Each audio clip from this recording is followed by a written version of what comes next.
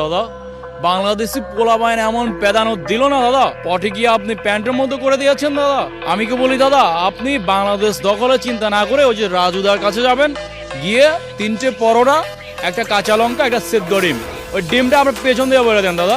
আমি বলি কি দাদা, আগে ক্রিকেট খেলা শিখে আসুন, তারপর বাংলাদেশ দখলের চিন্তা করবেন। হ্যাঁ